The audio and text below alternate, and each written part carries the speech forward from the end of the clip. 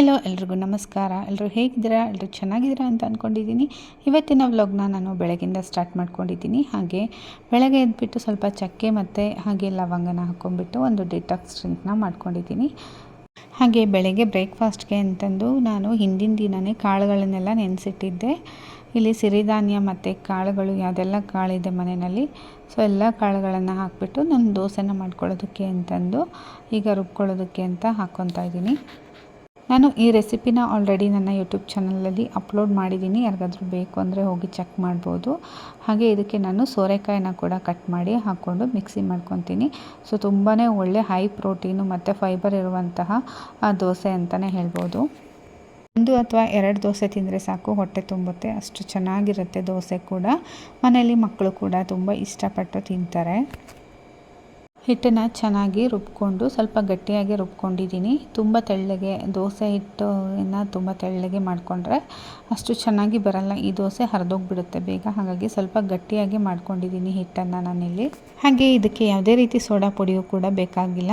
ತುಂಬ ಚೆನ್ನಾಗಿ ಕಾಳುಗಳು ನೆನೆದು ಉದುಕ್ ಬಂದಿರುತ್ತೆ. ಆಲ್ರೆಡಿ ರಾತ್ರಿ ಪೂರ್ತಿ ನೆನೆ ಇಟ್ಟಿರೋದ್ರಿಂದ ಹೆಸರು ಕಾಳು ಹಾಗೆ ಹೆಸರು ಬೇಳೆ ಬೇರೆ ಏನಾದರೂ ನೀವು ಉದ್ದಿನ ಬೇಳೆ ಎಲ್ಲ ಹಾಕಿರ್ತೀರಲ್ವ, ಸೊ ಆ ಕಾಳುಗಳೆಲ್ಲ ಚೆನ್ನಾಗಿ ನೆನೆಬಿಟ್ಟು ಸೊ ರುಬ್ಬಿದ ತಕ್ಷಣ ನೀವು ದೋಸೆನ ಹಾಕ್ಕೋಬೋದು. ಫರ್ಮೆಂಟೇಷನ್ ಮಾಡಬೇಕು ಅಂತ ಏನೂ ಇಲ್ಲ ನೀವು.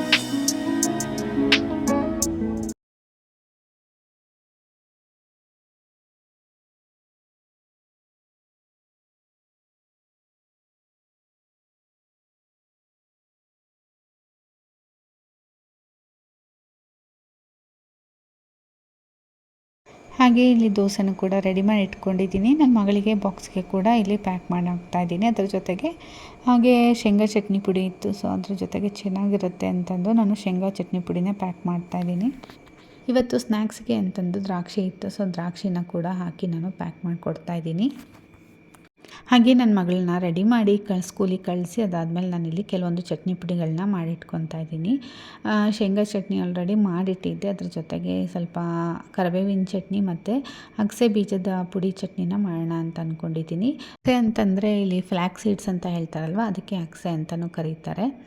ಇದನ್ನು ತಿನ್ನೋದ್ರಿಂದ ತುಂಬಾ ಒಳ್ಳೆಯದು. ದಿನಕ್ಕೆ 1 ಸ್ಪೂನ್ ಆದರೂ ಅಗಸೆ ಪುಡಿನ ತಿನ್ನಬೇಕು. ಇಲ್ಲ ಅದನ್ನು ಬೇರೆ ಯಾವುದೇ ರೀತಿ ಆದರೂ ತಿನ್ಬೋದು. ನೀವು ಲಡ್ಡು ಜೊತೆಗೆ ಮಿಕ್ಸ್ ಮಾಡ್ಕೊಂಡು ತಿನ್ಬೋದು, ಅಥವಾ ನೀವು ಈ ರೀತಿ ನೆನೆಸ್ಕೊಂಡು ಬೇಕಂದರೆ ನೀರಲ್ಲಿ ಹಾಕ್ಕೊಂಡು ಕುಡಿಬೋದು. ಸೊ ನಾನಿಲ್ಲಿ ಚಟ್ನಿ ಪುಡಿ 2 ಥರ ಮಾಡ್ತಿದ್ದೀನಲ್ವ, ಇಲ್ಲಿ ಕರಿಬೇವನ್ನು ಕೂಡ ನಾನು ಒಣಗಿಸಿಟ್ಕೊಂಡಿದ್ದೆ. ಅದನ್ನು ಸ್ವಲ್ಪ ಫ್ರೈ ಮಾಡಿಕೊಂಡೆ ಅಷ್ಟೇ. ಈ ರೀತಿ ಪುಡಿ ಆಗಬೇಕು ಕರಿಬೇವನ್ನ ತೊಳೆದು ಬಿಸಿಲಲ್ಲಿ ಒಂದು ಸ್ವಲ್ಪ ಹೊತ್ತು ಒಣಗಿಸಿದ್ರೆ ನೀವು ಹುರಿದ ತಕ್ಷಣ ಆ ಥರ ಪುಡಿ ಆಗುತ್ತೆ, ಚೆನ್ನಾಗಿ ಬರುತ್ತೆ. ಇಲ್ಲ ಅಂತಂದರೆ ಮೆತ್ತಗಿರುತ್ತೆ ಒಳಗಡೆ ಎಲ್ಲ. ಇದಕ್ಕೆ ನಾನು ಆಗಲೇ ತೋರಿಸಿದ್ನಲ್ವ, ಸೊ ಏನೇನು ಐಟಮ್ಸ್ನೆಲ್ಲ ಹಾಕಿದ್ದೀನಿ ಅಂತ. ಸೊ ಡೀಟೇಲಾಗಿ ಏನು ವಿಡಿಯೋ ಮಾಡೋದಕ್ಕೆ ಹೋಗಲಿಲ್ಲ ನಾನು. ಹಾಗೆ ನಾರ್ಮಲಾಗಿ ಮಾಡ್ಕೊತಾ ಇದ್ನಲ್ವ, ಹಾಗೆ ಸ್ವಲ್ಪ ಶೂಟ್ ಮಾಡಿ ಇಟ್ಕೊಂಡಿದ್ದೆ. ಸೊ ಕರಿಬೇವಿನ ಚಟ್ನಿ ಪುಡಿನೂ ರೆಡಿ ಆಯಿತು. ಇದಕ್ಕೆ ಒಣಗಿರೋ ಹುಣಸೆ ಹಣ್ಣು ಹಾಕಿದ್ದೀನಿ ನಾನು. ಹಸಿದು ಹಾಕಿದ್ರೆ ಅಷ್ಟು ಚೆನ್ನಾಗಿ ಬರಲ್ಲ ಅಂತ, ಸ್ವಲ್ಪ ಪುಡಿ ಆಗಲಿ ಅನ್ನೋದಕ್ಕೋಸ್ಕರ ಹುಣಸೆ ಹಣ್ಣನ್ನು ಕೂಡ ಸ್ವಲ್ಪ ಬಿಸಿಲಿಗಿಟ್ಟು ಹಾಗೆ ಹಂಚ್ ಮೇಲೂ ಕೂಡ ಹುರಿದಿದ್ದೆ. ಹಾಗೆ ಅಗಸೆ ಪುಡಿನೂ ಕೂಡ ರೆಡಿ ಮಾಡ್ಕೊಂಡಿದ್ದೀನಿ. ಸೊ 3 ಥರ ಚಟ್ನಿ ಪುಡಿ ನಮ್ಮ ಮನೆಯಲ್ಲಿದೆ ಈಗ. ಒಂದು ಕರಿಬೇವಿನ ಚಟ್ನಿ ಪುಡಿ, ಹಾಗೆ ಅಗಸೆ ಚಟ್ನಿ ಪುಡಿ, ಹಾಗೆ ಶೇಂಗಾ ಚಟ್ನಿ ಪುಡಿ. 3 ಕೂಡ ಒಂದು ಹೆಲ್ತಿಗೆ ತುಂಬಾ ಒಳ್ಳೆಯದು ಅಂತ ಹೇಳ್ಬೋದು. ಹಾಗೆ ಅಗಸೆ ಚಟ್ನಿ ಹಾಗೆ ಕರಿಬೇವಿನ ಚಟ್ನಿ ಪುಡಿ ವೆಯ್ಟ್ ಲಾಸ್ಗೆ ತುಂಬಾ ಹೆಲ್ಪ್ ಆಗುತ್ತೆ. ಹಾಗಾಗಿ ಡೈಲಿ 1 ಸ್ಪೂನ್ ತಿನ್ನಬೇಕು ಅನ್ನೋದಕ್ಕೋಸ್ಕರ ನಾನು ಇದನ್ನು ಮಾಡಿಟ್ಕೊಂಡಿದ್ದೀನಿ.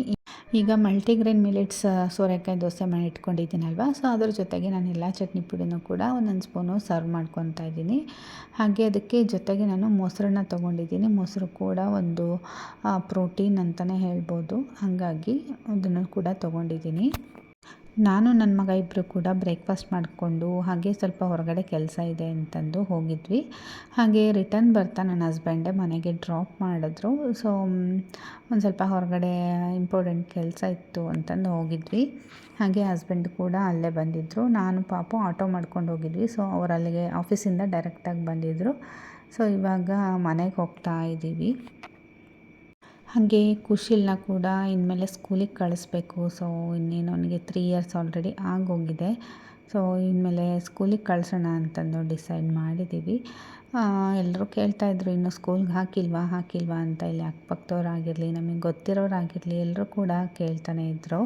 ಸೊ ಸೊ ಇನ್ನೇನು ಅವನು ಯಾವಾಗಲೂ ಸ್ಕೂಲ್ಗೆ ಹೋಗ್ತಾನೆ ಇರ್ತಾನೆ. ಇನ್ನು 3 ಇಯರ್ಸ್ ಅಷ್ಟೇ ನಮ್ಮ ಜೊತೆಗಿರೋದು. ಆಮೇಲೆ ಬೇಕು ಅಂದರೂ ಅವನ್ನ ಮನೇಲಿ ಇಟ್ಕೊಳ್ಳೋದಕ್ಕೆ ಆಗೋದಿಲ್ಲ.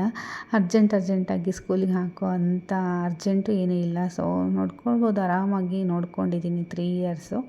ಸೊ ಇನ್ಮೇಲೆ ಒಂದು 3 ಇಯರ್ಸ್ ಆದಮೇಲೆ ಸ್ಕೂಲಿಗೆ ಹೋಗೋ ಏಜ್ ಸ್ಟಾರ್ಟ್ ಆಗಿದೆ. ಇನ್ಮೇಲೆ ಅವನ್ನ ಸ್ಕೂಲಿಗೆ ಹಾಕ್ತೀನಿ. ಕೆಲವೊಬ್ಬರೆಲ್ಲ ಕೇಳ್ತಾ ಇದ್ದರು, ಹಾಗಾಗಿ ಹೇಳ್ತಾ ಇದ್ದೀನಿ. ನಮ್ಮ ಜೊತೆ ಎಷ್ಟು ದಿನ ಇರ್ತಾರೋ ಅಷ್ಟು ದಿನ ಆರಾಮಾಗಿರಲಿ ಅಂತ. ಮುಂದೆ ಓದೋದಿದ್ದೇ ಇದೆ, ಸ್ಕೂಲಿಗೆ ಹೋಗೋದಿದ್ದೇ ಇದೆ. ಯಾರು ಈ ಥರ 1 ಇಯರ್ಗೆ 2 ಇಯರ್ಸ್ಗೆಲ್ಲ ಮಕ್ಕಳಿಗೆ ಸ್ಕೂಲಿಗೆ ಕಳಿಸ್ತಾರೆ. ಬಟ್ ಅವ್ರಿಗೆಲ್ಲ ನೋಡ್ಕೊಳ್ಳೋದಕ್ಕಾಗಲ್ಲ ಮಕ್ಕಳನ್ನು, ಅಥವಾ ಕೆಲ್ಸಕ್ಕೆ ಹೋಗ್ತಾ ಇರ್ತಾರೆ, ಅಂಥವ್ರು ಕಳಿಸ್ತಾರೆ. ನಾವು ಮನೇಲೇ ಇರ್ತೀವಿ. ಸೊ ನಾವು ಮಕ್ಕಳ ಜೊತೆ ಟೈಮ್ ಪಾಸ್ ಮಾಡಬೇಕು ಅನ್ನೋದಕ್ಕೋಸ್ಕರ ಸೊ ನಾನೇ ಹಾಕಲಿಲ್ಲ ಬೇಡ 3 ಇಯರ್ಸ್ ಆಗಲಿ ಅನ್ನೋದಕ್ಕೋಸ್ಕರನೇ ನಾನು ಸುಮ್ಮನಾದೆ.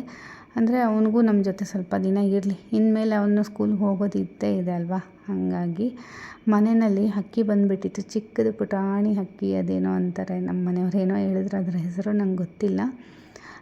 ಬಂದುಬಿಟ್ಟಿತ್ತು. ನನ್ನ ಮಕ್ಕಳಿಗಂತೂ ಫುಲ್ಲು ಹಬ್ಬ ಅದು ನೋಡಿಬಿಟ್ಟು, ಮನೆ ಒಳಗಡೆ ಪಕ್ಷಿ ಬಂದುಬಿಟ್ಟಿದೆ ಅಂತಂದು. ಅದು ನೈಟ್ ಆಗಿದೆ ಅಲ್ವಾ, ನಮ್ಮ ಮನೆಯಲ್ಲಿ ಸ್ವಲ್ಪ ಬೆಳಕು ಜಾಸ್ತಿ, ಲೈಟ್ ಆನ್ ಮಾಡಿರ್ತೀವಲ್ವ. ಸೊ ಹೈಟಲ್ಲಿ ನಮ್ಮದು ಲಾಸ್ಟ್ ಫ್ಲೋರ್ ಆಗಿರೋದ್ರಿಂದ ಬಾಲ್ಕನಿ ಲೈಟ್ ಆನ್ ಮಾಡಿದ್ದೀವಿ. ಅದು ಬಾಲ್ಕನಿಯಿಂದ ಸೀದಾ ಒಳಗಡೆ ಬಂದುಬಿಟ್ಟಿದೆ ಡೈನಿಂಗ್ ಹಾಲ್ಗೆ. ಇನ್ನು ಅದಕ್ಕೆ ಹೋಗೋಕ್ಕೆ ಗೊತ್ತಾಗ್ತಾಯಿಲ್ಲ. ನಾವು ಹತ್ತಿರ ಹೋದರೆ ಹಾರಿ ಹೋಗ್ತಾಯಿತ್ತು. ಬರೋದು, ಅಲ್ಲಿ ಕುತ್ಕೊಳ್ಳೋದು, ಇಲ್ಲಿ ಹಾರೋದು, ಅಲ್ಲಿ ಕುತ್ಕೊಳ್ಳೋದು, ಬರೀ ಹೀಗೇ ಮಾಡ್ತಾಯಿತ್ತು. ಆ ಕಂಬಿ ಮೇಲೆ ಕುತ್ಕೊಂಡಿರೋದು ಒಂದು ಅರ್ಧ ಮುಕ್ಕಾಲು ಗಂಟೆ ಆದರೂ ಎದ್ದೇಳ್ತಿರ್ಲಿಲ್ಲ. ನನ್ನ ಮಕ್ಕಳಿಬ್ಬರು ಕೂಡ ಸೇರ್ಕೊಂಡ್ಬಿಟ್ಟು ಆ ಕರ್ಟನ್ನ ಶೇಕ್ ಮಾಡೋದು, ಉಶ್ ಅನ್ನೋದು ಮಾಡ್ತಾಯಿದ್ರು. ಬಟ್ ಅದು ಏನಂದರೂ ಕದಲ್ತಾನೇ ಇರಲಿಲ್ಲ. ನಾನು ನನ್ನ ಹಸ್ಬೆಂಡ್ಗೆ ಕಾಲ್ ಮಾಡಿ ಹೇಳಿದೆ, ಈ ಥರ ಪಕ್ಷಿ ಬಂದುಬಿಟ್ಟಿದೆ ಮನೆ ಒಳಗಡೆ, ಅದು ಹೊರಗಡೆ ಹೋಗೋಕ್ಕೆ ಗೊತ್ತಾಗ್ತಿಲ್ಲ ಅದಕ್ಕೆ ಅಂತಂದು ಹೇಳಿದೆ. ಹೊರಗಡೆ ಹೋಗೋದಕ್ಕೆ ನೋಡುತ್ತೆ, ಮತ್ತು ಇದೇ ಕರ್ಟನ್ ಮೇಲೆ ಬಂದು ಕೂತ್ಕೊಳ್ಳೋದು, ಇಲ್ಲಿ ಡೈನಿಂಗ್ ಹಾಲ್ ಕರ್ಟನ್ ಮೇಲೆ ಬಂದು ಕೂತ್ಕೊಳ್ಳೋದು, ಇಲ್ಲಾಂದರೆ ಹಾಲಲ್ಲಿರುವಂಥ ಕರ್ಟನ್ ಮೇಲೆ ಹೋಗಿ ಕೂತ್ಕೊಳ್ಳೋದು. ಇದೇ ಥರನೇ ಮಾಡ್ತಾಯಿದ್ದೆ. ಪಾಪ ಅದಕ್ಕೆ ಗೊತ್ತಾಗ್ತಾಯಿಲ್ಲ ಹೊರಗಡೆ ಹೋಗೋದಕ್ಕೆ. ತುಂಬ ಕ್ಯೂಟಾಗಿತ್ತು, ಸೌಂಡ್ ಮಾಡ್ತಾಯಿತ್ತು ಚೀಚಿ ಅಂತ. ಸೊ ಡೋರ್ ತೆಗೆದ್ರೂ ಕೂಡ ಆ ಕಡೆ ಹೋಗ್ತಾನೆ ಇಲ್ಲ. ಅದು ಲೈಟ್ ಎಲ್ಲಿದೆ ಅಲ್ಲೇ ಓಡಾಡ್ತಾ ಇದೆ, ಲೈಟ್ ಹತ್ರನೇ ಓಡಾಡ್ತಾ ಇತ್ತು. ನನ್ನ ಮಗಳಮ್ಮ ಕಳಿಸ್ಬೇಡಮ್ಮ, ನನಗೆ ಗುಬ್ಬಿ ಇಷ್ಟ ಬೇಕು ಅಂತ ಹೇಳ್ತಾ ಇದ್ಲು.